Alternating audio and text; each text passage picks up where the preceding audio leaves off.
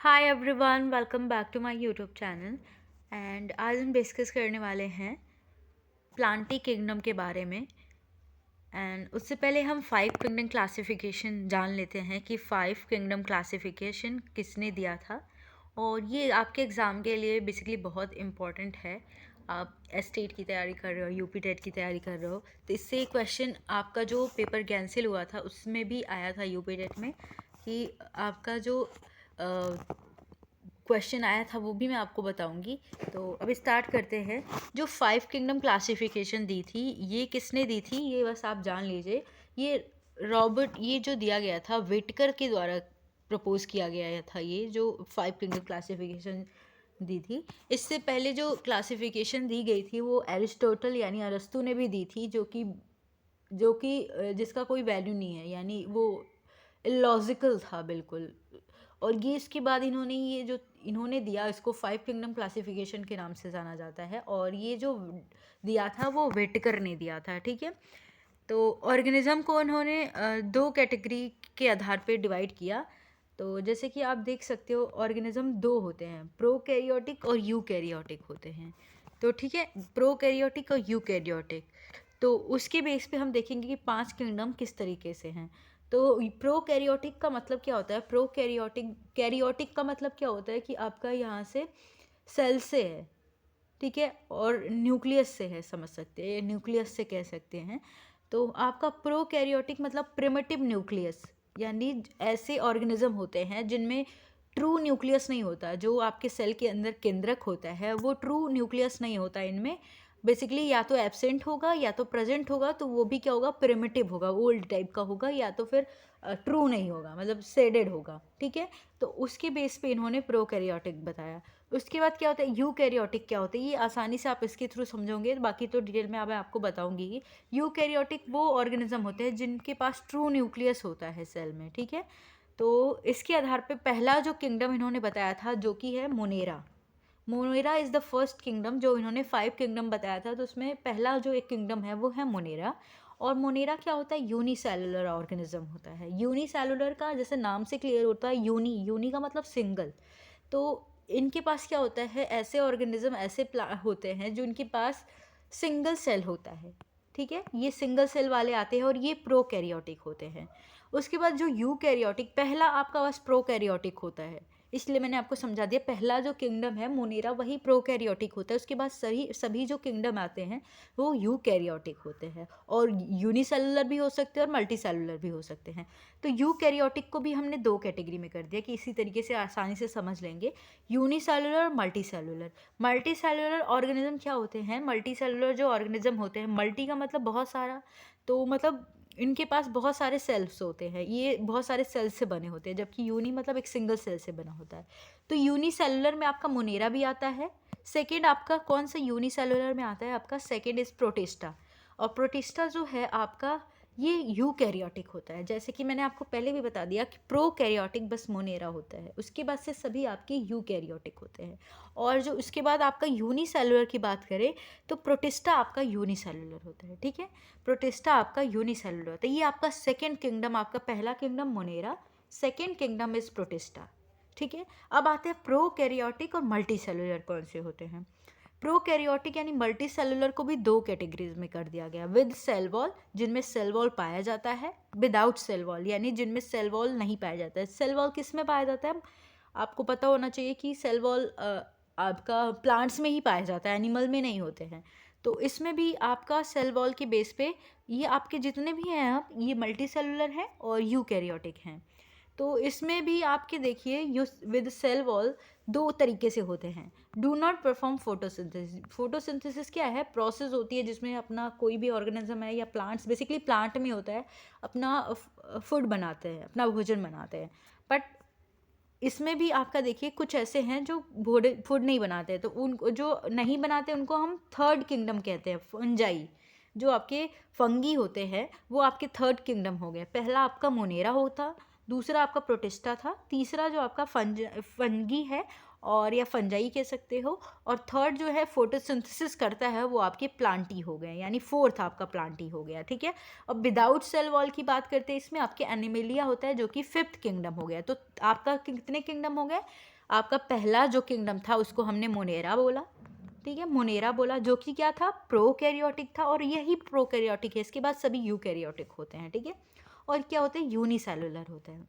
Second हमने बोला कि जो यूकैरियोटिक होते हैं जिनमें ट्रू न्यूक्लियस पाया जाता है उसको भी हमने यूनिसेलुलर मल्टीसेलुलर में कैटेगराइज किया। तो दूसरा किंगडम क्या है? प्रोटिस्टा। प्रोटिस्टा क्या होता है? ये आपका यूनिसेलुलर होता है, यूकैरियोटिक होते हैं। उसके बाद हम तीसरा क्या बात कर रहे थे? फंगी। फंगी क्या होता है? फंगी में क्या होता है? सेल वॉल नहीं पाया जाता और ये मल्टी सेलुलर होते हैं। और उसके बाद हमने फोर्थ क्या बोला था? प्लांटी, जो कि क्या फोटोसिंथेसिस करते हैं और सेल वॉल पाई जाती है इनमें भी। और क्या होता है? ये अपना फोटोसिंथेसिस करके फूड फॉर्मेशन करते हैं, ठीक है। उसके बाद एनिमेलिया आया था जो कि फिफ्थ किंगडम था। इनमें क्या होता है? सेल वॉल नहीं पाया जाता है और ये फोटोसिंथेसिस की प्रोसेस नहीं होती, ये मल्टी सेलुलर होते हैं और यूकैरियोटिक होते हैं। चलिए इसको डिटेल में देखते हैं। फर्स्ट हमने इतना इसके बारे में जान लिया, लेकिन जो हमारा जो इम्पोर्टेंट मेन टॉपिक क्या था हमारा? प्लांटी, यानी हम फोर्थ किंगडम के बारे में डिटेल में समझेंगे क्योंकि आपके एग्जाम में इसी से आता है। चलिए, प्लांटी क्या होता है? These are multi cellular eukaryotes with cell wall. ये आपके मल्टी सेलुलर होते हैं, यूकैरियोटिक होते हैं और सेल वॉल पाई जाती है और फोटोसिंथेसिस की प्रोसेस भी होती है। क्योंकि फोटोसिंथेसिस की प्रोसेस प्लांट में होता है तो इसीलिए इनको ऑटोट्रॉप्स कहते हैं। ऑटो मतलब सेल्फ, यानी ऑटो का मतलब सेल्फ और ट्रॉप्स मतलब यहाँ पे सिंथेसिस से होगा, तो अपना फूड खुद परफॉर्म बनाते हैं, अपना फूड फॉर्मेशन खुद करते हैं, इसलिए इनको ऑटोट्रॉप्स कहते हैं। अब ये जो किंगडम है प्लांटी किंगडम, इसको फर्दर कैटेगराइज किया गया है, फर्दर इनको कैटेगराइज किया गया है, उसको भी आप जान लीजिए, उसी से क्वेश्चन आते हैं। जो कैटेगराइज किया गया है वो किसके बेसिस पे कैटेगराइज किया गया? प्लांट्स तो सभी हैं, पर किसके बेसिस पे कैटेगराइज किए गए हैं आप देखिए। तो फर्स्ट जो है ऑन द बेसिस ऑफ कि the first level of classification among plant depends on whether the plant body has well differentiated distinct parts। यानी जो प्लांट की बॉडी है, यानी एक प्लांट है, उसमें उसके डिफरेंट पार्ट्स कैसे हैं, यानी लीव्स होना चाहिए, फ्लावर्स होना चाहिए, किस तरीके से वेल डिफरेंशिएटेड है, उसके बेसिस पे यहाँ पे कैटेगराइज किया गया है। जो नेक्स्ट लेवल का क्लासिफिकेशन है, जो सेकेंड लेवल है, वो क्या है? Level of classification is based on whether the differentiated plant body has special tissue for the transport of water and other substances. यानी अगर मान लीजिए आपकी प्लांट की बॉडी डिफरेंट पार्ट्स में डिवाइड है, यानी प्लांट्स में लीव्स है, स्टेम है, रूट्स है। अब ये तो हो गया। सेकंड क्या है? अब इनमें कैसे जो आपका ट्रांसपोर्ट हो रहा है, यानी अगर फोटोसिंथेसिस हो रही है, जाइलम फ्लोएम है कि नहीं, क्योंकि उनको क्या चाहिए ग्रोथ के लिए, तो प्लांट्स को ट्रांसपोर्टेशन होना चाहिए ना, कि जैसे कि आपका सॉइल से मिनरल रूट के थ्रू जाएगा लीव्स में, तो इसी तरीके से कि उनमें स्पेशल टिश्यूज़ है नहीं। स्पेशल टिश्यूज़ की बात करें तो जाइलम और फ्लोएम की बात कर रहा है, उसके बेसिस पे कैटेगराइज किया गया है। फर्दर जो क्लासिफिकेशन है जो कि किसके बेसिस पे कैटेगराइज है? Ability to bear seeds and whether the seeds are enclose within fruits. क्या उस जो प्लांट है क्या उसमें सीड्स है और क्या वो सीड्स फ्रूट के अंदर है या फिर वो खुले में है, यानी नेकेड है, इसके बेसिस भी कैटेगराइज किया गया है। तो जो फर्स्ट आपका जो कैटेगरी है प्लांट को फर्स्ट लेवल में कैटेगराइज किया गया है वो है आपका थैलोफाइटा, ठीक है। तो थैलोफाइटा का कुछ फीचर देख लेते हैं क्या क्या है। Do not have well differentiated body design, यानी इनकी बॉडी जो होती है वेल डिफ्रेंशिएटेड नहीं होती, डिफरेंट पार्ट्स में डिवाइड नहीं होती है, ठीक है। इनको कॉमनली एल्गी बोलते हैं और these plants are predominantly aquatic. ये बेसिकली एक्वेटिक होते हैं, यानी पानी में रहते हैं ज़्यादातर। इसकी कुछ एग्जांपल्स हैं जैसे कि आपका spirogyra, Ulothrix, Cladophora, uvula and चारा, ठीक है। ये आपके इसके कुछ एग्जांपल्स हैं जिसकी इमेज आप यहाँ पे देख सकते हो। जैसे कि यूलोथ्रिक्स की बॉडी वेल डिफ्रेंशिएटेड नहीं है, यानी लीव्स नहीं अलग है, रूट अलग नहीं है, फ्रूट्स नहीं अलग अलग है नहीं, इसलिए इसको कहते हैं वेल डिफ्रेंशिएटेड बॉडी नहीं होती इनमें। क्लेडोफोरा को देख लीजिए, उल्वा को देख लीजिए, स्पाइरोगायरा को देख लीजिए एंड आपका थैलोफाइटा, ये चारा है, और एल्गी आते हैं, बेसिकली इसमें एल्गी आते हैं, ठीक है। नेक्स्ट जो आपका सेकंड जो बात करते हैं, आपसे ये सीक्वेंस में भी पूछ सकता है कि फर्स्ट जो प्लांट की कैटेगरी है कौन सी होती है। सेकंड आपका है ब्रायोफाइटा, ठीक है, ब्रायोफाइटा। तो they are called the amphibian of the plants kingdom. Most important question आपका यहीं से आएगा कि amphibian of the plant kingdom क्यों कहते हैं इसको। बेसिकली इनकी ये जो होते हैं, ये आपके ऐसे प्लांट इसमें आते हैं जो कि आपके पानी में भी रहते हैं और कम सॉयल में भी रह सकते हैं। तो एम्फीवियन क्या होते हैं, इनको बोथ जो जल थल दोनों में रहते हैं उनको बोलते हैं, एक्वेटिक होते हैं और टेरेस्ट्रियल होते हैं। तो इसीलिए इनको क्या कहते हैं, amphibian of the plant kingdom. ये आपसे क्वेश्चन पूछा जा सकता है किसको बोलते हैं, तो ब्रायोफाइटा आपका सेकंड कैटेगरी है आपकी। The plant body is commonly differentiated to the form stem leaf like structure. अब अभी तक वेल डिफ्रेंशिएटेड बॉडी नहीं थी, अब इसमें क्या होता है, स्टेम आ जाता है और लीफ लाइक स्ट्रक्चर यानी लीफ की फॉर्मेशन हो जाती है। दो फॉर्मेशन हो रही है, अभी रूट की फॉर्मेशन नहीं हुई है, दो फॉर्मेशन हो गई, ठीक है। There is no specialized tissue for the conduction of water and other substances, क्योंकि आपका अभी रूट का फॉर्मेशन नहीं हुआ है। अब ये समझ लीजिए, जब रूट का होगा तभी तो मिनरल आपके सॉइल से जाएंगे और वाटर जाएंगे, ट्रांसपोर्ट होगा। तो इसीलिए इनमें क्या है, नो स्पेशलाइज्ड टिश्यू, क्योंकि इनमें रूट भी नहीं है, जड़ भी नहीं पाई जाती। तो इसके कुछ एग्जाम्पल है, आपके मॉस आते हैं, फ्यूनेरिया एंड मार्केंसिया। मार्केंसिया कहते हैं इसको, आपका ये आते हैं। इसके दो एग्जाम्पल यहाँ पे अगर आपको मैं दिखाऊं तो इमेज होगा, ये रहा आपका। इसमें हम देखते हैं स्टेम फॉर्म हो जाता है और आपका लीफ लाइक स्ट्रक्चर फॉर्म हो जाता है। ये आपका फ्यूनेरिया है और ये आपका मार्केंसिया है, ठीक है। दो एग्जाम्पल हमने देख लिए। चलिए नेक्स्ट हम बात करते हैं टेरिडोफाइटा। ये आपका थर्ड कैटेगरी है, ओके। टेरिडोफाइटा क्या कहते हैं इसको, टेरिडोफाइटा कहते हैं। So the plant body is differentiated into roots, stem and leaves. अभी तक हमने देखा कि जो पहला कैटेगरी था उसमें ना कोई भी वेल डिफ्रेंशिएटेड बॉडी यानी स्ट्रक्चर फॉर्म नहीं हो रहा था, और सेकंड में जो था उसमें आपका स्टेम और लीव्स फॉर्म हो गया था। थर्ड कैटेगरी में जो आपका स्पेशल फीचर आया है वो है रूट्स। अब यहाँ पे आप समझिए, रूट्स फॉर्मेशन हो गई है, रूट बन गया, जड़ बन गया, तो ज़रूर इसमें आपका स्पेशलाइज्ड टिश्यू होगा कि नहीं, ये आगे हम देखते हैं। तो इसमें जो डिफरेंट पार्ट्स जो बन रहा है वो रूट्स की फॉर्मेशन हो जाती है टेरिडोफाइटा में, ये आपसे पूछा जा सकता है। Plant have specialized tissue for the conduction of water and other substance. यही मैं आपको बता रही थी, जब भी रूट की फॉर्मेशन हो जाएगी या रूट बनना शुरू हो जाएगा तब आपका स्पेशलाइज्ड टिश्यू आ जाएंगे। वो क्या है, जाइलम एंड फ्लोएम होते हैं, ठीक है। तो यहाँ से आपका रूट की फॉर्मेशन हो गई और यहाँ से आपका ट्रांसपोर्ट सिस्टम शुरू हो जाता है। इसके कुछ एग्जाम्पल देख लीजिए यहाँ पे टेरिडोफाइटा के, हियर इट इज़, यस, यहाँ पे देख लीजिए, marsilea ferns and horse tails. ये आपके कुछ एग्जाम्पल हैं यहाँ पे, ये देखिए, ये एग्जाम्पल्स हैं, ठीक है। ये आपके कुछ एग्जाम्पल्स यहाँ पे होंगे, आई थिंक, हाँ ये इधर होंगे।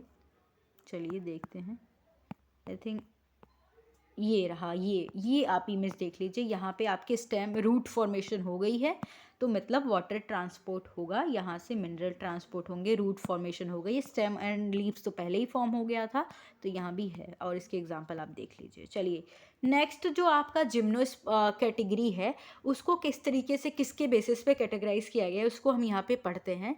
ये इंपॉर्टेंट है, आप पढ़ लीजिए। ये सॉरी, यहाँ पे देखिए आप, हाँ जी, यहाँ पे देखिए, plants with well differentiated reproductive parts that make seeds are called फेंड्रोगैम्स।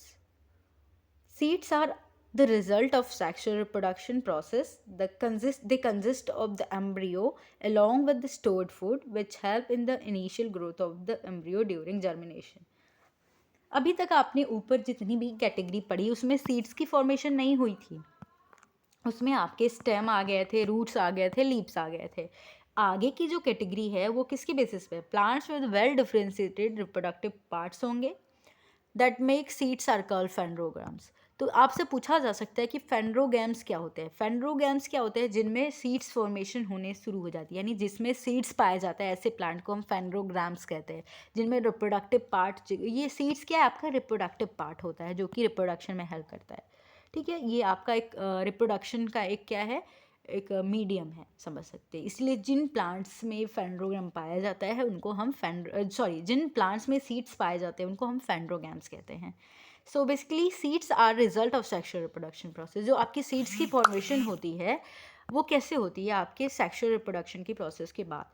They consist of the embryo along with the store food. Basically जो आपकी सीड्स होती है उसमें एम्ब्रियो होती है और आपका जो स्टोर फूड होता है ये आपके सीड्स में ही होते हैं। कभी भी आपने सोचा है कि किस तरीके से एक सीड्स आपके घर में, मान लीजिए वीट की सीड है, गेहूं की एक सीड्स है, किस तरीके से उसमें से प्लांट अपने आप निकल जाता है। आप देखते हो कि अपने टेरेस पे ही डाल देते हो, कभी भी उसको पानी मिल जाता है अपने आप निकल जाता है, जबकि सॉइल नहीं रहता वहाँ पे। क्योंकि जो ये स्टोर्ड फूड है ना, ये हेल्प करता है किसी भी प्लांट को। जो सीड्स में, आपके सीड्स में जो इतना मोटा सा सीड्स दिखता है आपको, सीड में क्या है? आपका स्टोर्ड फूड है जो कि किसी प्लांट को इमर्ज यानी निकलने में हेल्प करता है, ताकि यहाँ से प्लांट ग्रोथ करे, यानी न्यूट्रिशन प्रोवाइड करता है जो स्टोर्ड फूड होता है। तो इसलिए आपने देखा होगा श्वेलन आपके सीड्स जो होते हैं फुले हुए होते हैं, ठीक है। तो the consist of embryo along with the stored food. Basically seeds में एम्ब्रियो होता है, स्टोर्ड फूड होता है, जो कि हेल्प करता है in the initial growth of the embryo during germination. जो कि आपके जर्मिनेशन यानी जब भी कोई प्लांट जर्मिनेट हो रहा है तो वो हेल्प करता है, वो स्टोर्ड फूड, ठीक है। सो उसकी बेसिस पे कैटेगराइज किया गया है कि सीड्स की फॉर्मेशन हो रही है और सीड्स बंद है या ओपन है, उसकी बेसिस पे यहाँ पे जो फोर्थ कैटेगरी है वो है जिम्नोस्पर्म। चलिए, this term is derived from the Greek word gymno. Gymno का देखिए, जिम्नोस्पर्म में दो टर्म है। जिम्नो का मतलब होता है नेकेड यानी नग्न, और स्पर्म्स का मतलब, स्पर्मा का मतलब होता है सीड। यानी अभी हमने सीड्स के बारे में नहीं पढ़ा था पहले, लेकिन अभी हम पढ़ना स्टार्ट करेंगे, ठीक है। The plants of these group bear naked seeds. Basically इनके जो सीड्स होते हैं ना वो अंदर नहीं, फ्रूट के अंदर बंद नहीं होते, ओपन होते हैं, इसलिए इनको जिम्नोस्पर्म करते हैं। और जिम्नो का मतलब ही होता है नेकेड, ठीक है। एग्जाम्पल्स इसके हैं पाइन्स एंड देवदार के वृक्ष, आपने देखा होगा। यहाँ पे कुछ एग्जाम्पल मैंने डाला है, यहाँ पे देखिए पाइनस और साइकस का ट्री है जो कि एग्जाम्पल है इसी का, ठीक है। ये आपके इसी में आता है। सो बेसिकली आप यहाँ पे इसकी इमेज देख सकते हो, ये आपके पाइनस और साइकस के ट्री इसी में आते हैं। यहाँ पे आप एग्जांपल देखिए, ये वाले आपके दो एग्जांपल हैं, पाइनस और साइकस, आपके देवदार के ट्री इसी में आते हैं। तो बेसिकली ये जो ट्री हैं या ये जो प्लांट्स हैं ये परनीनियल होते हैं, यानी जो होते हैं बहुत लॉन्ग लास्टिंग होते हैं, बहुत टाइम तक रहते हैं, और एवरग्रीन होते हैं और वुडी होते हैं। इनसे लकड़ी मिलते हैं, इनके वृक्ष से, ये जो ये ट्री है ना ये लकड़ी मिलते हैं इनसे। सेकंड आपका जो लास्ट है, आपका फिफ्थ वन, जो कि एंजियोस्पर्म है। तो एंजियोस्पर्म जो है ये भी ग्रीक वर्ड से ड्राइव्ड है, और इसका एंजियो का मतलब होता है कवर्ड। अभी तक नेकेड मतलब होता था जिम्नो का, स्पर्मा का मतलब होता है सीड्स, ठीक है। तो ऑल्सो कॉल्ड फ्लावरिंग प्लांट्स। इनको बेसिकली अगर पूछा जाएगा कि फ्लावरिंग प्लांट किसे कहते हैं, तो बेसिकली इनको इन्हीं को बोलते हैं। The seeds develop inside the ovary which is modified to become a fruit. Basically ये जो इनके सीड्स होते हैं ना ये ओवरी के अंदर डेवलप होते हैं और ये फूड में मॉडिफाई हो जाती है, यानी अब इनक्लोज होता है। सीड्स जो होता है ये अंदर पैक होता है, क्लोज होता है, इसलिए इसको बोला गया है। Plants embryos in seeds have structure called cotyledons. Cotyledons क्या होते हैं? देखिए, plants embryo in seeds have structure. Plant की जो एम्ब्रियो सीड्स है ना, इसके एम्ब्रियो में एक स्ट्रक्चर होता है जिस तरीके से, इसको बोलते हैं कोटिलिडन्स। कोटिलिडन्स क्या होता है? Are called seeds leaves. यहाँ से आपके सीड्स निकलते हैं, वो दो हो सकते हैं, तीन हो सकते हैं, दो हो सकते हैं, बेसिकली एक हो सकते हैं। तो कोटिलिडन्स को ही हम सीड लीव्स भी कहते हैं, because in many they emerge and become green. जो प्लांट्स में क्या होता है, बहुत सारे प्लांट्स में ये इमर्ज होते हैं as a leaves when they seed germinates. तो बेसिकली कोटिलिडन से ही आपका लीफ निकलता है, पत्तियाँ निकलती हैं, और इसलिए इनको लीफ फॉर्म बोलते हैं, लीफ स्ट्रक्चर भी बोलते हैं, ठीक है। This is divided into two groups on the basis of number of cotyledons. तो बेसिकली जो एंजियोस्पर्म्स होते हैं इनको कोटिलिडन्स के बेस पे दो कैटेगरीज में कैटेगराइज किया गया है। तो फर्स्ट जो कैटेगरी है वो है plants with seeds having a single cotyledons. आपका कोटिलिडन्स इस तरीके से स्ट्रक्चर होगा, यहाँ पे इस तरीके से इसके बेसिस पे क्या करते हैं, कॉटलीडन्स को जो पहला कॉटलीडन्स है अगर सिंगल कॉटलीडन है तो उसको मोनोकॉटलीडनस या मोनोकॉट बोलते हैं। मोनोकॉट प्लांट्स आपने देखा ही होगा, लेकिन आपको पता नहीं होगा क्या होता है मोनोकॉट। मैं अभी आपको बताती हूँ। जिन प्लांट्स में कॉटलीडन्स की संख्या 2 होती है उनको हम डाइकॉट प्लांट कहते हैं, डाइकॉट लीफ होते हैं, ठीक है। तो कैसे समझेंगे आप, जैसे कि इधर आपको देख लीजिए, इधर, हाँ, यस, आपके घर में एलोवेरा प्लांट होगा, आपने वीट का प्लांट देखा होगा, एलोवेरा का देखा होगा कि जो उसकी सीड्स होती हैं यानी अलग अलग कॉटलीडन से ऐसे नहीं निकलती, क्योंकि एक ही कॉटलीडन से इस तरीके से एक ही होता है और इसी से बहुत सारे ऐसे सीड्स निकले रहते हैं। जैसे कि आपने शुगर कैन का देखा होगा, वीट का देखा होगा, एक ही कॉटलीडन से निकलती हैं, ठीक है। और जबकि आपका मोनोकॉट क्या है, मोनोकॉट में क्या होता है कि इस तरीके से आपने सीड्स लीव्स देखी होगी, इस तरीके से अलग अलग निकलती हैं। और आपने गेहूं का देखा होगा, वीट का देखा होगा, इस तरीके से एक ही में से निकल जाती है। जैसे कि आपका एलोवेरा में भी देखिए एक ही जैसे इस तरीके से एक ही नोड से निकल रही हैं, तो इसको हम मोनोकॉट कहते हैं। और जहाँ पे अलग अलग लीव्स होती हैं, दो अलग अलग कॉटलीडन से निकलती हैं, उसको इस तरीके से जिसमें होता है उसको हम क्या कहते हैं, डाइकॉट कहते हैं। आई होप आपको ये भी क्लियर हो गया कि मोनोकॉट और डाइकॉट क्या होता है। तो ये आपका इधर देखिए, आपका ज़्यादातर आपने ग्राम का सीड्स, आपका मैंगो ट्री के लीव्स देखे होंगे। इस तरीके से ये सब जो हैं देखिए अलग अलग डॉट से अलग अलग कॉटलीडन से निकल रही हैं, तो ये आपके डाइकॉट होते हैं। और ये आपके मोनोकॉट होते हैं जो कि एक ही सिंगल कॉटलीडन से बहुत सारे ऐसे लीफ निकलते हैं, एक ही सोर्स से, एक ही नोड से, ठीक है। तो ये आपको क्लियर हो गया होगा, आई होप। चलिए नेक्स्ट आपका देखते हैं। ये आपका टेबल आपको इस तरीके से मैंने बनाया है, आपको समझ आना चाहिए कि प्लांट्स किंगडम को किस तरीके से कैटेगराइज किया गया है। Do not have differentiated part, have differentiated plants part. तो पहला जो आपको बताया था जिसमें कुछ नहीं था वो थैलोफाइटा था। और सेकंड आपको बताया था मैंने कि जिनमें वेल डिफ्रेंशिएटेड पार्ट्स होते हैं विदाउट स्पेशलाइज्ड टिश्यूज वाला आपका ब्रायोफाइटा था, क्योंकि इसमें रूट नहीं था, इसमें स्टेम था।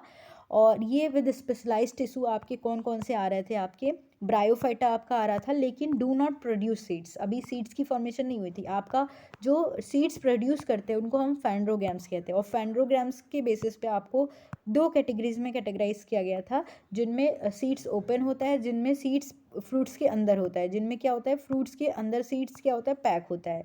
तो उसमें आपके जिम्नोस्पर्म में क्या था, नेकेड सीड्स थी, और एंजियोस्पर्म में क्या थी, आपकी क्लोज सीड्स थी, ठीक है। आपको ये क्लियर हो गया। अब हमने एंजियोस्पर्म को 2 कैटेगरीज में कैटेगराइज किया था, ये आपका कोटलीडन्स यानी 2 कोटलीडन्स जिनमें, और सिंगल कोटलीडन्स यानी मोनोकॉट कहते थे और डाइकॉट कहते थे। सो ओवरऑल ये आपका प्लांटी किंगडम के बारे में था। आई होप आपको क्लियर हो गया होगा। अगर वीडियो अच्छी लगती है तो अभी तक आपने चैनल को सब्सक्राइब नहीं किया है तो please do like share and subscribe. Thank you.